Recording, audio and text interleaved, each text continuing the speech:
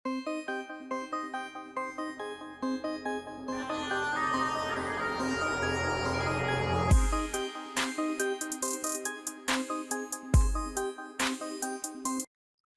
with the name of Allah Almighty, who is the most gracious and the most merciful. Assalamu alaikum. I am Ahmed Ali. हम पढ़ रहे हैं class 11 physics chapter number 2 vectors and equilibrium. तो आज के lecture में हमारा जो फर्स्ट टॉपिक है वो है that is subtraction of vectors. यानी जिस तरह हम वेक्टर्स को ऐड करते हैं तो हम वेक्टर्स को सब्ट्रैक्ट किस तरह करते हैं। तो मैं आपको बताता चलूं कि हम वेक्टर्स को नॉर्मली हम वेक्टर्स को सब्ट्रैक्ट नहीं करते। हम वेक्टर्स को हम इस तरह नहीं कह सकते कि we are subtracting one vector from another. Actually हम जब किसी दो वेक्टर्स को सब्ट्रैक्ट कर रहे होते हैं तो हम जो सेकंड वेक्टर होता है उसका हम नेगेटिव लेते हैं, उसका हम पहले नेगेटिव फाइंड आउट करते हैं, फिर उस फर्स्ट वेक्टर के साथ उसको ऐड करते हैं और इसको हम कहते हैं सब्ट्रैक्शन ऑफ वेक्टर्स।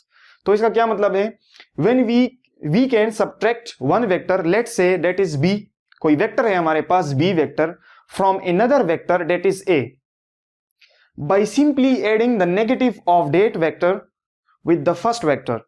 यानी हमारे पास दो वेक्टर्स हैं, लेट्स से वेक्टर ए और वेक्टर बी, और हम वेक्टर बी को वेक्टर ए से सब्ट्रैक्ट करना चाहते हैं। तो हम सबसे पहले ये करेंगे कि जो हमारे पास सेकंड वेक्टर होगा, जो कि इस केस में हमारे पास है वेक्टर बी, उस वेक्टर बी का हम पहले नेगेटिव वेक्टर बनाएंगे, यानी उसको सिंपली नेगेटिव साइन से मल्टीप्लाई करेंगे तो उसका जो डायरेक्शन होगा वो रिवर्स हो जाएगा। अब इंशाल्लाह इसके बाद हम पढ़ेंगे multiplication of vector bye scalar. तो उसमें हमें समझ आ जाएगी कि हम स्केलर से मल्टीप्लाई करते हैं तो मैग्नीट्यूड पे क्या इफेक्ट पड़ेगा, डायरेक्शन पे क्या इफेक्ट पड़ेगा। तो यहां पे हम सेकंड वेक्टर को उसके नेगेटिव से मल्टीप्लाई करेंगे तो उसका डायरेक्शन रिवर्स हो जाएगा। देन जब वो नेगेटिव वेक्टर हमारे पास बन जाएगा, उस नेगेटिव वेक्टर को हम उस फर्स्ट वेक्टर के साथ through head to tail rule उसको ऐड करेंगे। तो एग्जांपल के तौर पे मैंने ये एग्जांपल लिया है कि let's say this is first vector, आप देख सकते हैं दिस इज फर्स्ट वेक्टर, और मैं ये फाइंड आउट करना चाहता हूं कि a प्लस माइनस बी, यानी मैं a के साथ वेक्टर b का नेगेटिव ऐड करना चाहता हूं तो मेरे पास आ जाएगा इससे a vector plus into minus is minus B vector. तो मैं एक्चुअली ये फाइंड आउट करना चाहता हूं। तो सबसे पहले ये मेरे पास ये वेक्टर गिवन है, इसका मैं सबसे पहले नेगेटिव फाइंड आउट करूंगा। तो इसका नेगेटिव फाइंड आउट का मतलब ये है कि मैं सिंपली इसका डायरेक्शन रिवर्स कर दूंगा, तो ये इसका नेगेटिव वेक्टर होगा। जो भी वेक्टर मुझे गिवन हो, अगर मैं उसका डायरेक्शन, अगर ये इस डायरेक्शन में है, लेट से मैं इसको इस तरह फ्लिप कर दूं तो ये वेक्टर बनेगा वो इसका नेगेटिव होगा। सिंपली ये वेक्टर हमारे पास इस डायरेक्शन में है, अगर मैं इसको फ्लिप करूं तो इसका जो रिवर्स डायरेक्शन बनेगा उसको हम कहते हैं नेगेटिव ऑफ दिस वेक्टर। यानी एक्चुअली मेरा जो नेगेटिव वेक्टर होगा, मैं इसको उल्टा जब करूंगा, ये जो वेक्टर बनेगा, एग्जैक्टली इसके रिवर्स, और इतना ही मैग्नीट्यूड का हम लेंगे तो इसको मैं कहूंगा negative of this vector B. अब क्या करेंगे, अब इस नेगेटिव वेक्टर को मैं इस वेक्टर के साथ ऐड करूंगा। तो सिंपली क्या करेंगे, हेड टू टेल रूल को फॉलो करेंगे। अब इसका जो टेल होगा इस सेकंड वेक्टर का, और फर्स्ट वेक्टर का जो हेड है, इसका टेल उसके हेड पे रखेंगे और उस पर हम हेड टू टेल रूल के जरिए रिजल्टेंट को ड्रॉ करेंगे। तो हम इसको दोबारा यहां बनाते हैं।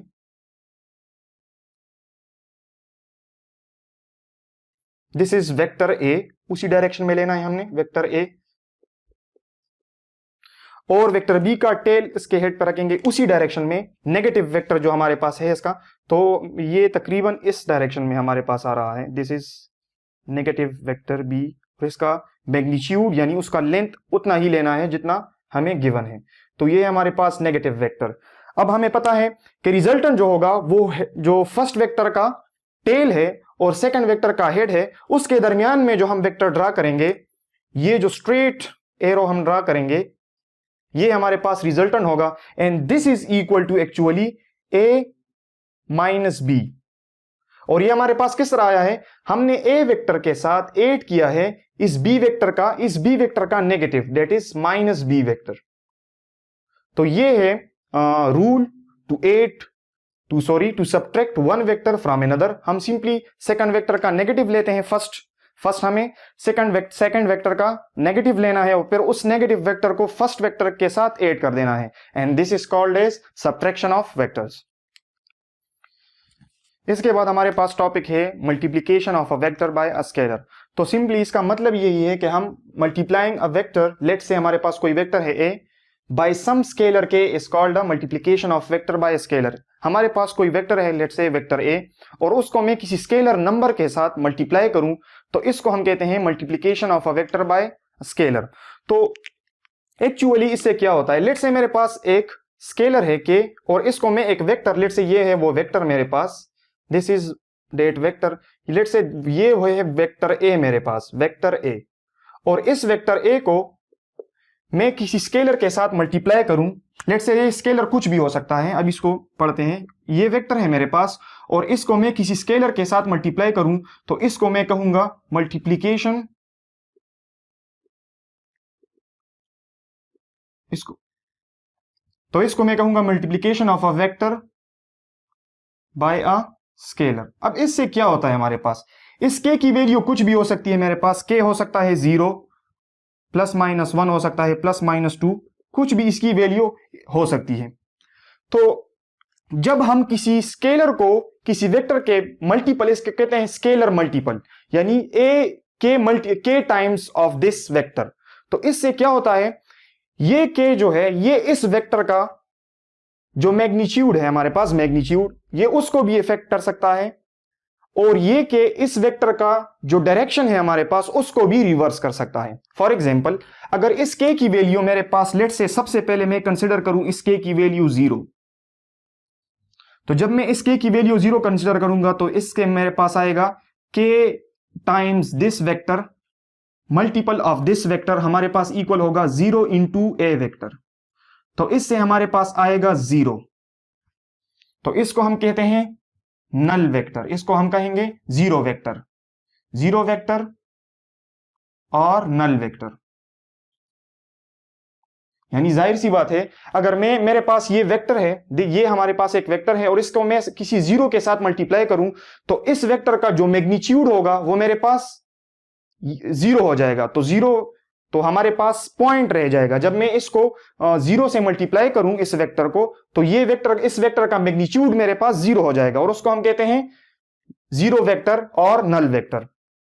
इसी तरह अगर मैं इस सेकंड कंडीशन में अगर मैं के को कंसीडर करूं, लेट्स से के को कंसीडर करूं ग्रेटर देन 0, तो इससे ये जो के मल्टीप्लाइड विद ए आएगा, तो इससे हमारे पास एक पॉजिटिव आंसर आएगा। लेट्स से इसको मैं के ए से रिप्रेजेंट करता हूं, यानी अगर मैं इस के को 2, 3, 4, 5, 6, 7, 1, 2, 3 ये वैल्यूज कंसीडर करूं ग्रेटर देन 0, तो जो मेरे पास ये रिजल्टेंट वेक्टर आएगा वो हमेशा होगा पॉजिटिव, इसकी जो वैल्यू आएगी वो हमेशा मेरे पास पॉजिटिव आएगी, पॉजिटिव के ए।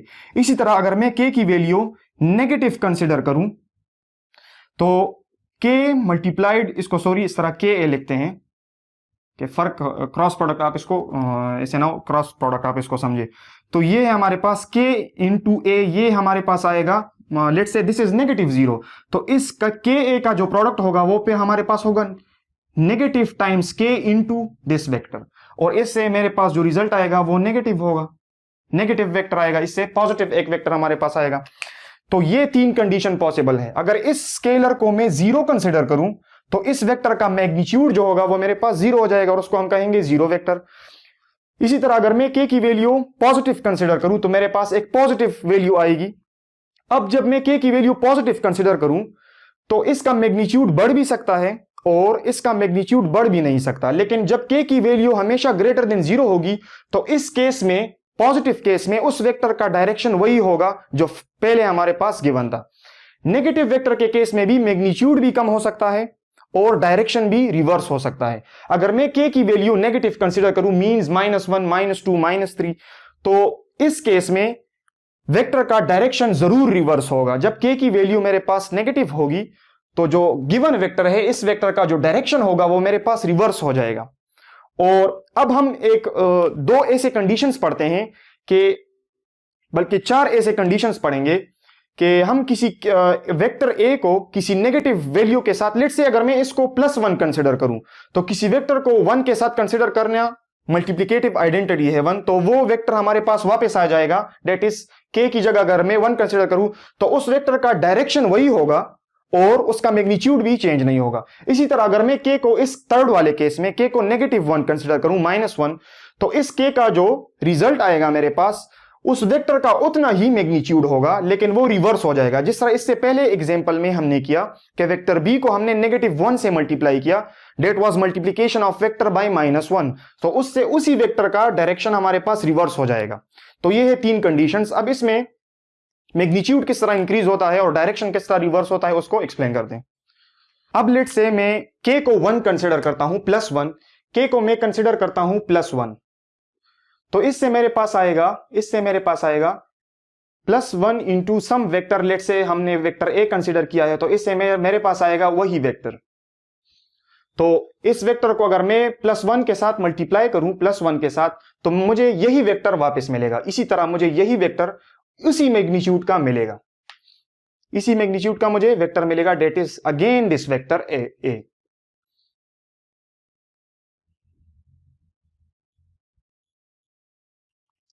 इसी मैग्नीट्यूड का मुझे वेक्टर मिलेगा, अगेन दिस वेक्टर ए। अब इसी तरह अगर मैं इस वेक्टर को लेट से अब मैं k को मल्टीप्लाई करूं, k को मैं कंसिडर करूं -1, और मैं मल्टीप्लाई करूं -1 को इस वेक्टर के साथ, लेट से दिस वेक्टर के साथ मैं -1 मल्टीप्लाई करता हूं, तो इससे मेरे पास आएगा नेगेटिव ऑफ दिस वेक्टर। अब इस वेक्टर का इतना ही मैग्नीट्यूड होगा हमारे पास, लेकिन इसका डायरेक्शन रिवर्स हो जाएगा। यानी 1 ऐसा नंबर है जिसको हम मल्टीप्लिकेटिव आइडेंटिटी कहते हैं, जिस नंबर के साथ मल्टीप्लाई करें हमें वापस वही नंबर मिलता है। तो जब मैं 1 को कंसिडर करूंगा, +1 को कंसिडर करूं या -1 को, तो उस केस में -1 के केस में डायरेक्शन रिवर्स होगा, मैग्नीट्यूड वही होगा। +1 के केस में ना डायरेक्शन रिवर्स होगा और ना ही मैग्नीट्यूड उसका बढ़ेगा। तो अगर मैं -1 के साथ मल्टीप्लाई करूं तो मेरे पास यही वेक्टर होगा, अगेन यही वेक्टर होगा, लेकिन इसको फ्लिप कर देंगे, इसका डायरेक्शन अब मेरे पास ये होगा, और ये होगा हमारे पास नेगेटिव वेक्टर ए। तो इन चीजों का ख्याल रखना है कि जब भी हम किसी वेक्टर को नेगेटिव स्केलर के साथ मल्टीप्लाई करेंगे तो उसका डायरेक्शन रिवर्स होगा। अब एक और एग्जांपल लेंगे। अगर हम 1 के अलावा कोई वैल्यू कंसिडर करें, 2, 3, 4 कंसिडर करें, तो उस केस में हमारे पास उस वेक्टर का मैग्नीट्यूड भी चेंज होगा। फॉर एग्जांपल इसी वेक्टर को कंसिडर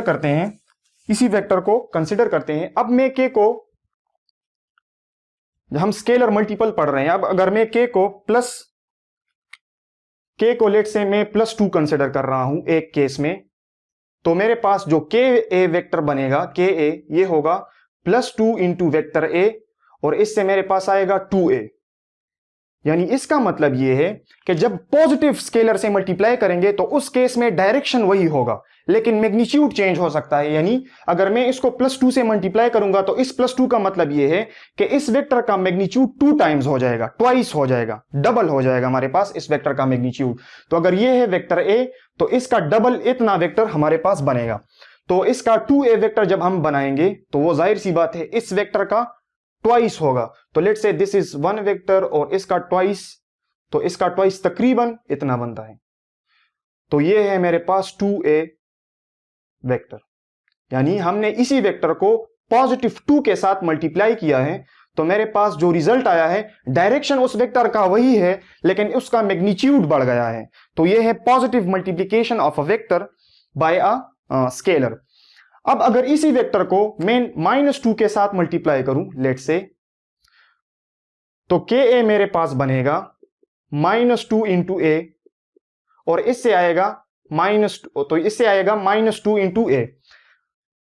तो अब क्या होगा, अब इस वेक्टर का मैग्नीट्यूड बढ़ेगा, इस वेक्टर का मैग्नीट्यूड तो बढ़ेगा लेकिन वो रिवर्स भी हो जाएगा क्योंकि नेगेटिव से उसको मल्टीप्लाई करेंगे। तो बस ये बात आपने याद रखी है कि जब हम वेक्टर को नेगेटिव स्केलर से मल्टीप्लाई करेंगे तो वो जरूर रिवर्स होगा हमारे पास, उसका डायरेक्शन जरूर रिवर्स होगा। अगर पॉजिटिव से करेंगे तो उसका डायरेक्शन तो एज इट इज रहेगा, लेकिन उसका मैग्नीट्यूड भी फिर बढ़ सकता है। इस केस में +2, +3, +4, 3 लेंगे तो 3 टाइम्स ऑफ डेट वेक्टर होगा, 4 लेंगे तो 4 times of that vector, 5 times of that vector, इस तरह। तो अब इसको -2 से जब मल्टीप्लाई करेंगे तो इससे मेरे पास आएगा, इसको रिवर्स भी करेंगे और इसका 2 टाइम्स कितना होगा, इस वेक्टर का 2 टाइम्स, तो इसका डबल लेंगे। तो इसका जब डबल लेंगे तो वो तकरीबन ये आ रहा है हमारे पास, ये वेक्टर इसका डबल है। तो इसको जस्ट माइनस से जब मल्टीप्लाई करेंगे तो उसको जस्ट फ्लिप कर देंगे। तो ये है वेक्टर मेरे पास -2a, तकरीबन ये है, इसको थोड़ा बड़ा बनाते हैं, दिस इज -2a वेक्टर। तो ये है मेरे पास -2a वेक्टर। तो this is the multiplication of a vector by a scalar, कि अगर आप किसी वेक्टर को 0 से मल्टीप्लाई करेंगे तो उस वेक्टर का मैग्नीट्यूड 0 हो जाएगा, उसको हम कहते हैं 0 वेक्टर।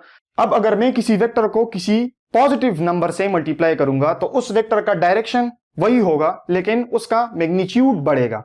अगर +1 से करूंगा तो मैग्नीट्यूड वही होगा, डायरेक्शन भी वही होगा। अगर -1 से करूंगा तो मैग्नीट्यूड उस वेक्टर का वही होगा लेकिन उसको जस्ट फ्लिप कर देंगे। तो नेगेटिव साइन का काम होता है उस वेक्टर की डायरेक्शन को चेंज करना। सिंपली जिस डायरेक्शन में वो है उसका एंटी पैरेलल वेक्टर ले लेना है हमने, मैग्नीट्यूड वही रहेगा। सो ये है हमारे पास multiplication of a vector by a scalar. इसके बाद है हमारे पास एक topic that is resolution of vectors. तो इसको डिफाइन करते हैं कि the process of splitting a single vector into 2 or more vectors is called resolution of vector। and जो vectors हमारे पास बनेंगे, the vectors obtained are perpendicular to each other and are called rectangular components of that vector। अब इसका क्या मतलब है? resolution of vector को हमने डिफाइन किया कि it is the process of splitting a single vector into 2 or more components, और जब वो कंपोनेंट्स हमारे पास बनेंगे तो उनको हम कहते हैं रेक्टेंगुलर कंपोनेंट्स, चूंकि वो एक दूसरे के परपेंडिकुलर होंगे।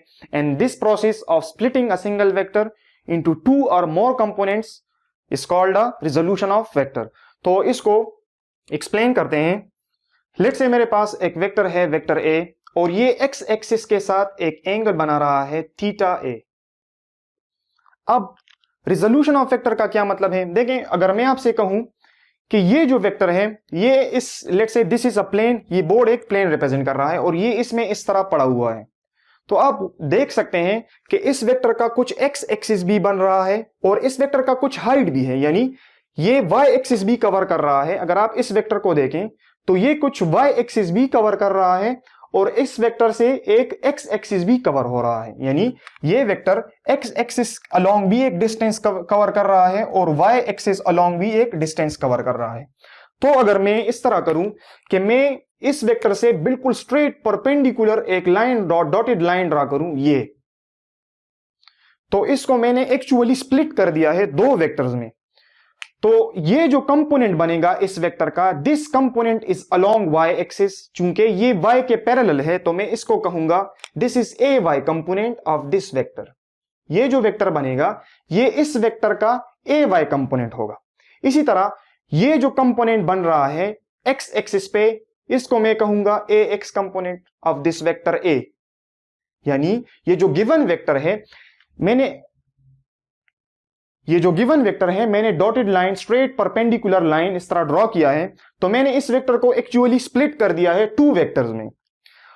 तो ये जो वेक्टर बनेगा, ये वेक्टर, ये एक्चुअली हमारे पास है ए वाई कंपोनेंट, चूंकि ये कंपोनेंट इस वाई के पैरेलल है।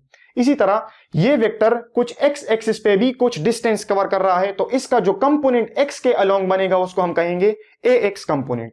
अब अगर मैं इसको मजीद एक लाइन इस तरह, इसके एक लाइन इस तरह मजीद ड्रॉ करूं बिल्कुल एक्स एक्सिस के पैरेलल, तो अगर ये ए एक्स कंपोनेंट है तो ये x component actually this distance and this distance is same, तो मैं इसको भी ए एक्स कंपोनेंट कंसीडर करूंगा। इसी तरह अगर ये ए वाई कंपोनेंट है, ये हमारे पास ए वाई कंपोनेंट है, तो ये कंपोनेंट और ये कंपोनेंट एग्जैक्टली सेम है, तो मैं इसको भी ए वाई कंपोनेंट कंसीडर कर सकता हूं। और ये जो ए एक्स और ए वाई है मेरे पास, ए एक्स एंड ए वाई, इनको हम कहते हैं रेक्टेंगुलर कंपोनेंट, इनको हम कहते हैं रेक्टेंगुलर कंपोनेंट्स ऑफ जो वेक्टर है हमारे पास of vector A.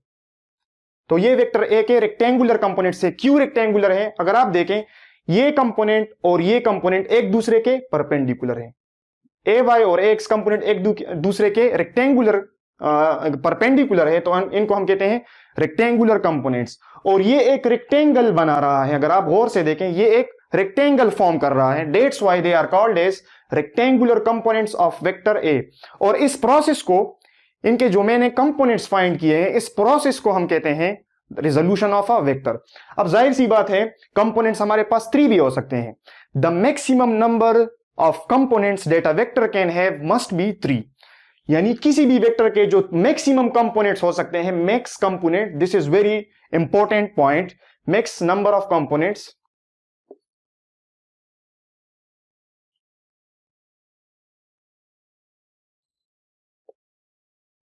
of a vector is always 3। किसी तो हमारे पास जब आप क्वांटम मैकेनिक्स पढ़ेंगे तो उसमें हमारे पास हम वेव फंक्शंस को पढ़ते हैं, फिर उनको पढ़ते हैं कि वो ऑर्थोनॉर्मल है, ये हमारे पास ऑर्थोगोनल है, इसी तरह। तो उन वेव फंक्शंस को जब हम रिप्रेजेंट करते हैं, जिस तरह हम वेक्टर्स को कार्टेशियन कोऑर्डिनेट में रिप्रेजेंट करते हैं, तो उन वेव फंक्शंस को रिप्रेजेंट करने के लिए हमारे पास एक स्पेस होता है जिसको हम कहते हैं हिल्बर्ट स्पेस। तो उस केस में जो हमारे पास कंपोनेंट्स होंगे वो इन कंपोनेंट्स होते हैं। इट मींस के वो वेक्टर्स की तरह बिहेव तो करते हैं लेकिन उनके कंपोनेंट्स 3 से ज्यादा हो सकते हैं। तो उस केस में हम नहीं जाते, that is very high level, लेकिन maximum number of components of a vector is always 3। या तो उसका एक्स कंपोनेंट हो सकता है, वाई कंपोनेंट हो सकता है और जी कंपोनेंट हो सकता है, because we have 3 axes, x y and z. तो ये मैंने सिंप्लिसिटी के लिए टू कंपोनेंट्स को एज्यूम किया है, that is A x component and A Y components, and these components are called as rectangular components of this vector A, and this process is called as resolution of a vector. तो हमारे पास क्या है कि हमने एक ये vector हमारे पास बना, दिस डॉटेड लाइन को अब हम वेक्टर से रिप्रेजेंट करेंगे, ये वेक्टर बना, और एक हमारे पास ये वेक्टर बन रहा है, ये वेक्टर, इसको इसी के अलोंग ड्रा करते हैं। तो ये अब हम इसको वेक्टर से रिप्रेजेंट करते हैं क्योंकि ये वेक्टर है हमारे पास। तो इस डॉटेड लाइन को एक्चुअली वेक्टर कंसिडर करना है, तो मैं इसको वेक्टर से अभी कंसिडर करूंगा। इसी तरह ये भी मेरे पास एक वेक्टर ही है, और हमें पता है कि ये अगर वेक्टर ए एक्स है और ये अगर वेक्टर ए वाई है तो ये ए इसका रिजल्टेंट बन रहा है, और रिजल्टेंट को हम इसी तरह लिखते हैं कि इस वेक्टर ए जो है हमारे पास, it is this is equal to vector A x plus vector A y. जाहिर सी बात है ये होगा हमारे पास, दिस इज 1। अब आप देख सकते हैं कि ये जो ए एक्स वेक्टर है, this is along direction I, this is along direction I, unit vector along x axis, and this is along Y, जिसको हम वाई की जगह हम जे डॉट लिखते हैं। ये हमें पता है कि हम एक्स वाई जी के लिए यूनिट वेक्टर्स को यूज करते हैं। तो इसके बाद हमारे पास क्या होगा कि इस वेक्टर ए को मैं इस तरह रिप्रेजेंट कर सकता हूं कि ये जो ए एक्स कंपोनेंट है ये आई के अलोंग है, एक्स एक्सिस के अलोंग है। तो मैं इसको इस तरह लिख सकता हूं ए एक्स आई प्लस ये जो y है ये y एक्सिस के अलोंग है, तो इसको मैं लिख सकता हूं ए वाई जे, इसको मैं इस तरह रिप्रेजेंट कर सकता हूं। तो ये है, ये A x and A y इस वेक्टर के रेक्टेंगुलर कंपोनेंट्स है। ए एक्स जो कंपोनेंट है this is along x axis, A y जो कंपोनेंट है this is along Y axis, और this is the process of splitting of a single vector into 2 और more components. अब आप यहां गौर से देखें कि ये जो वेक्टर मेरे पास बन रहा है, ये वेक्टर ये एक ट्राइंगल रिप्रेजेंट कर रहा है। अगर आप इसको यहां हम इसको बनाएं, ये एक ट्राइंगल हमारे पास फॉर्म कर रहा है, ये एक ट्राइंगल, राइट एंगल ट्राइंगल हमारे पास फॉर्म कर रहा है। ऐसा ट्राइंगल जिसमें एक साइड 90 डिग्री का हो उसको हम कहते हैं राइट एंगल ट्राइंगल। और अगर आप बेसिक मैथमेटिक्स जानते हैं, ज्योमेट्री पढ़ी है आपने, तो according to Pythagoras theorem, Pythagoras theorem, जब हम राइट एंगल ट्राइंगल को डील करते हैं तो ये जो होता है दिस इज द मैक्सिमम, इस साइड का जो ये जो स्लोप साइड है इसको हम कहते हैं हाइपोटेन्यूज, HYP से इसको रिप्रेजेंट करते हैं। इसको हम कहते हैं द स्ट्रेट लाइन, जिसको हम कहते हैं परपेंडिकुलर, और ये जो परपेंडिकुलर के साथ 90 डिग्रीज एंगल बना रहा है इसको हम कहते हैं बेस। तो अकॉर्डिंग टू पिथागोरस जब हमारे पास राइट एंगल ट्राइंगल होगा तो हम पिथागोरस के अकॉर्डिंग हाइपोटेन्यूज का जो स्क्वायर होगा ये हमारे पास इक्वल होगा base square plus perpendicular square. तो ये राइट एंगल ट्राइंगल के केस में ये कंडीशन हमारे पास सेटिस्फाई होगी कि जो हाइपोटेन्यूज का स्क्वायर होगा this will be equal to the square of the base plus the square of the perpendicular of that right angle triangle. तो इस चीज को मद्देनजर रखते हुए हम क्या करेंगे, इस फिगर से कुछ डेटा कलेक्ट करेंगे। तो ये एग्जैक्टली एक ट्राइंगल बना रहा है, आप देख सकते हैं ये वेक्टर एग्जैक्टली एक ट्राइंगल बना रहा है। तो इसी वेक्टर को मैं लेट से उठाता हूं, this is this vector and this vector.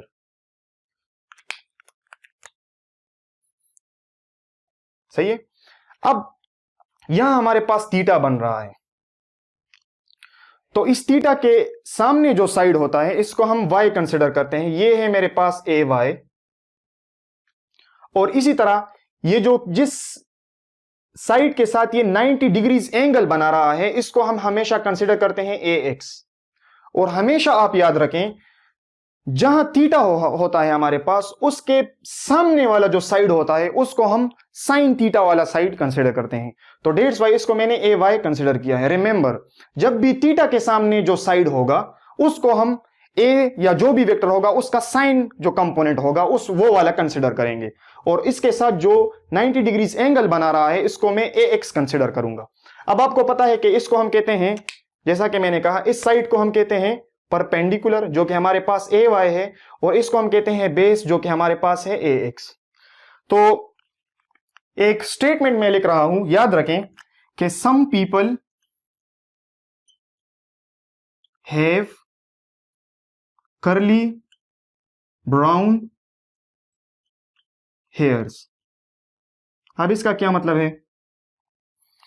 तो इसको रिमेंबर करने के लिए हम कुछ ट्रिग्नोमेट्रिक आइडेंटिटीज को लिख रहे हैं कि हमारे पास जो साइन थीटा होता है, साइन थीटा ये इक्वल होता है परपेंडिकुलर बाय हाइपोटेन्यूज।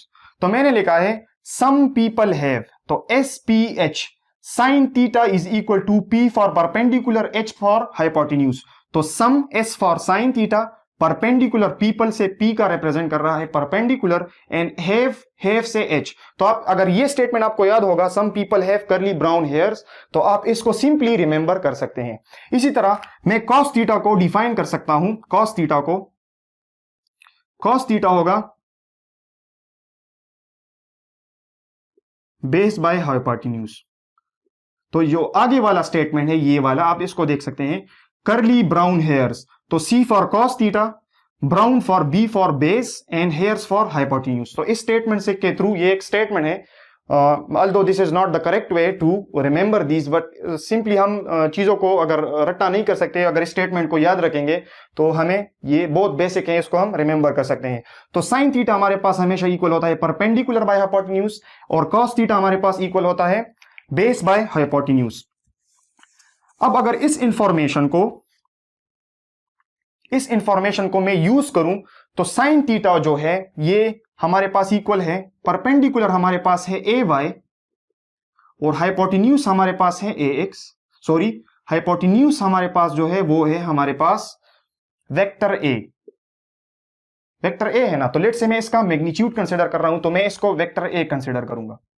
इसी तरह बेस जो है हमारे पास ये इक्वल है ए एक्स, और हाइपोटेन्यूज हमारे पास है वेक्टर ए।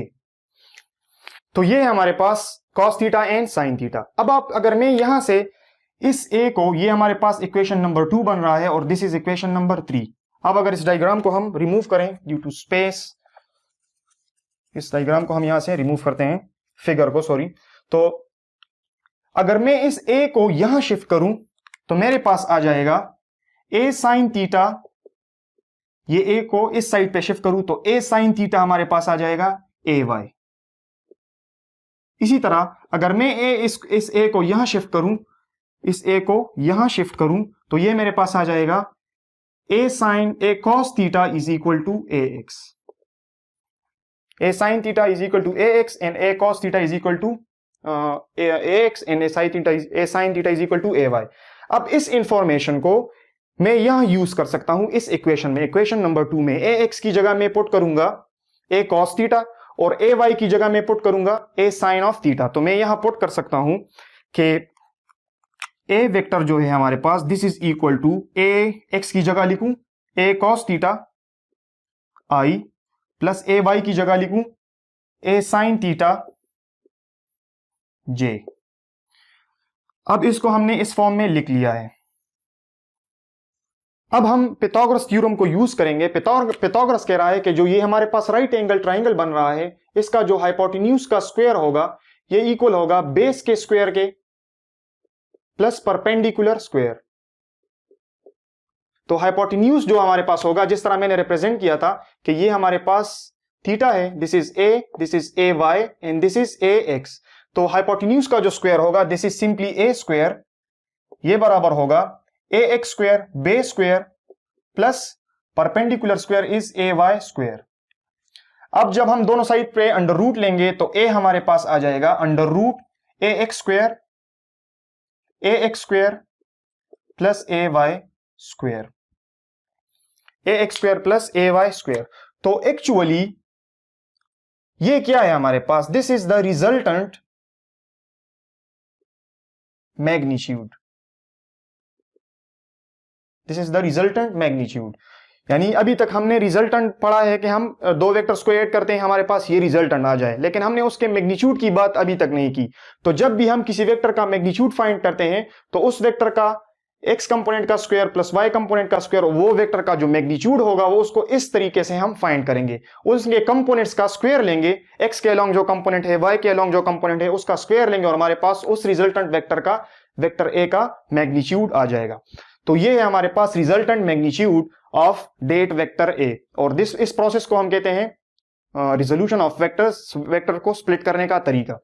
अब अगर हमारे पास ये वेक्टर किसी 3 डायमेंशनल स्पेस में पड़ा हो तो इसको हम एक्सटेंड कर सकते हैं 3 डायमेंशनल केस के लिए। फॉर 3D हम इसको इस तरह लिख सकते हैं, ए वेक्टर को जस्ट इसमें कंपोनेंट ऐड कर देना है, एक ए x square plus A y square plus A ji square, बस। तो उस केस में भी हम इस वेक्टर का मैग्नीट्यूड फाइंड आउट कर सकते हैं। अगर हमें उस वेक्टर के जस्ट कंपोनेंट्स गिवन हो तो हम उस वेक्टर का मैग्नीट्यूड फाइंड आउट कर सकते हैं। इस तरीके से हम उस वेक्टर का मैग्नीट्यूड फाइंड आउट कर सकते हैं। ये वेक्टर गिवन है, इसके कंपोनेंट्स गिवन है, तो हम इसका मैग्नीट्यूड फाइंड आउट कर सकते हैं। अब इसके बाद जो हमारे पास इंपॉर्टेंट चीज है, this is about the magnitude. तो वेक्टर का डायरेक्शन भी होता है हमारे पास, तो इसका डायरेक्शन भी अभी हमने बताना है कि इस वेक्टर का डायरेक्शन हमारे पास क्या होगा।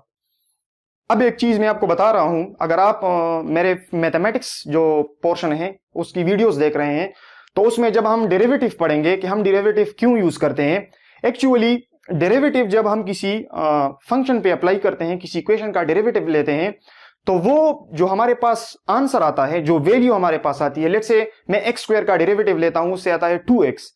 तो 2x एक्चुअली जब वो इस एक्स स्क्वायर का जो ग्राफ बनेगा उस पे मैं जो पॉइंट x कंसिडर करूंगा और उस x की वैल्यू मुझे गिवन होगी, तो अगर मुझे कोई वो x की वैल्यू दे दे और मैं किसी फंक्शन का डेरिवेटिव ले लूं और उससे जो वैल्यू आ जाए और उस x की वैल्यू को मैं सब्स्टिट्यूट करूं, तो एक्चुअली उस फंक्शन के पे जो पॉइंट बनेगा उस पे एक टेंजेंट लाइन बनता है और डेरिवेटिव उस टेंजेंट लाइन का स्लोप हमें बताती है। तो डेरिवेटिव को एक समटाइम्स हम स्लोप कंसिडर, समटाइम्स नहीं बल्कि हम डेरिवेटिव को स्लोप कंसिडर करते हैं।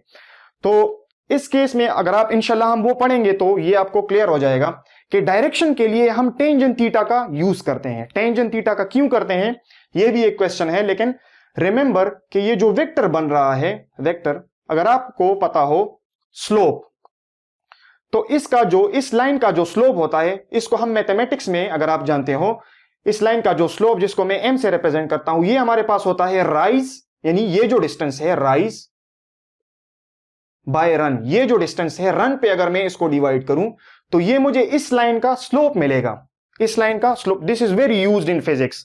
जब भी हम ओहम्स लॉ पढ़ते हैं, the slope of the line is curved is given by this this this, इस तरह बहुत सारे जगहों पे ये यूज होता है। तो स्लोप जो होगा हमारे पास, दिस राइज, इसको हम कहते हैं राइज और इसको हम कहते हैं रन। तो अगर आप इसको इस पे राइज को रन पे डिवाइड करेंगे तो ये इस लाइन का जो स्लोप होगा वो आपके पास आ जाएगा। और यहां इस केस में टेंजेंट थीटा जो होता है हमारे पास, टेंजेंट थीटा, तो टेंजेंट थीटा जो होता है हमारे पास, इसको डायरेक्शन अब हम इस वेक्टर का बता रहे हैं कि डायरेक्शन का क्या है इस वेक्टर की, इस रिजल्टेंट वेक्टर की। तो आप देख सकते हैं दिस इज वेक्टर ए, इसको दूसरे मार्कर से बनाते हैं, दिस इज वेक्टर ए, या सिंपली ट्राइंगल कंसीडर करते हैं, चले दिस इज ट्राइंगल। तो ये है हमारे पास थीटा, इसके सामने वाला जो साइड होता है इसको हम समटाइम्स नहीं बल्कि इसको हम साइन थीटा वाला साइन कंसीडर करते हैं, और इसका जो बेस होता है इसको हम कॉस थीटा वाला कंसीडर करते हैं। रिमेंबर दिस पॉइंट, थीटा के सामने जो साइड होगा उसको हम साइन थीटा वाला साइड कंसीडर करते हैं, और ये जो बेस होता है जो 90 डिग्रीज एंगल इस साइड के साथ बनाता है उसको हम कॉस थीटा कंसीडर करते हैं। अब जो टेंजेंट थीटा होता है हमारे पास, टेंजेंट थीटा ये इक्वल होता है sine theta by cos theta. Remember, sine theta by cos theta. और एक्चुअली ये राइज बाय रन, ये हमें स्लोप बता रहा है tangent theta, slope of this line. तो डेट्स वाई हमें इस चीज का डायरेक्शन चाहिए, इस वेक्टर का इसका डायरेक्शन चाहिए। That's why we use tangent theta. और थीटा जो यहां हमारे पास इक्वल होगा टेंजेंट इनवर्स, यहां भी लेंगे तो यहां से टेंजेंट इनवर्स कैंसल आउट हो जाएगा और यहां रह जाएगा tangent inverse sine theta by cos theta. Actually sine theta हमारे पास, एक्चुअली उस केस में हमारे पास ए वाई, और कॉस थीटा हमारे पास वो देख सकते हैं, दिस इज कॉस, तो ये है हमारे पास ए एक्स। तो मैं इसको लिख सकता हूं theta is equal to tangent inverse A Y by A x. तो अगर आपको जस्ट उस वेक्टर के कंपोनेंट्स का पता हो कि उसका ए एक्स वेक्टर का कंपोनेंट ये है और वे ए वाई कंपोनेंट ये है, तो आप सिंपली उस वेक्टर की डायरेक्शन को फाइंड आउट कर सकते हैं।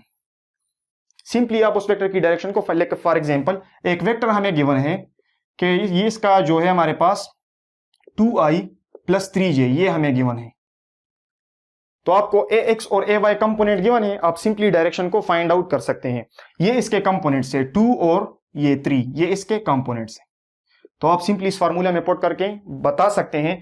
So this is for the direction of vectors, direction, and this is जो हमने कहा magnitude of vector is resultant ax square plus ay square plus az square.